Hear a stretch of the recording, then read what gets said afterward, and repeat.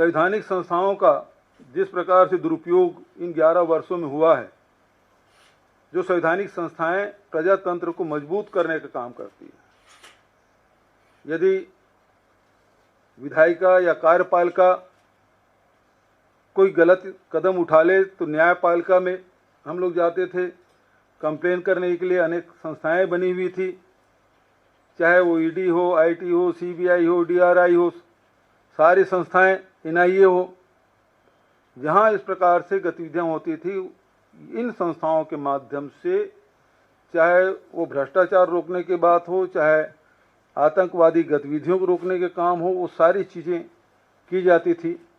लेकिन आज सबको दबाव में और जो इलेक्शन कमीशन है वो भी भारतीय जनता पार्टी सरकार के दबाव में है और कोई हिम्मत नहीं कर पा रहा है। ये अपने भारतीय जनता पार्टी के हितों के सुरक्षित करने के लिए इन संस्थाओं का दुरुपयोग जो किया जा रहा है, इसके कारण से निश्चित रूप से प्रजातंत्र कमजोर हुई है।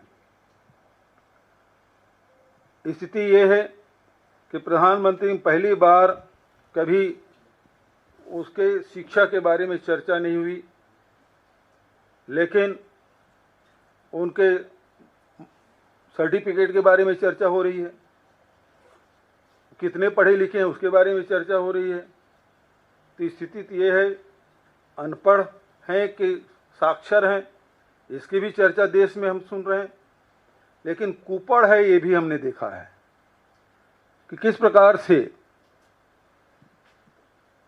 आज वैज्ञानिक युग है, लेकिन नाली के गैस से किस प्रकार से आप खाना पका सकते हैं, चाय बना सकते हैं, इसके बारे में ज्ञान बांटते हुए प्रधानमंत्री जी दिखाई देते हैं। बादलों में राडार काम नहीं करता, इसके बारे में ज्ञान बांटते हमने देखा है। किस प्रकार से बच्चों को मौसम का असर नहीं पड़ता, उसके बारे में ज्ञान बांटते हमने देखा है। तो इस प्रकार से हमको एक कुपड़ प्रधानमंत्री मिला 11 साल में, और 11 साल में देश का बड़ा दुर्भाग्य कि ये मोदी सरकार के नाकामी असफलताओं का 11 साल है। 11 साल में छल प्रपंच झूठ की राजनीति रही, सच को जनता से छुपाया गया। इन 11 वर्षों में अमीर और अमीर होता गया, गरीब और गरीब होते गया।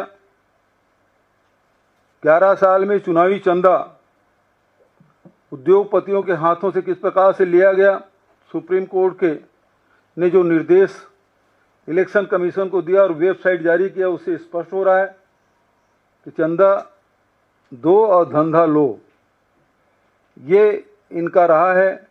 जो खाऊंगा ना खाने दूंगा, जो भी नारा देते हैं उसके विपरीत वो कदम उठाते हैं। न खाऊंगा न खाने दूंगा, तो केवल वही खाएंगे, दूसरे खाने नहीं देंगे। चंदा वही भर लेंगे, दूसरे को नहीं देंगे। इस प्रकार से इनकी राजनीति रही।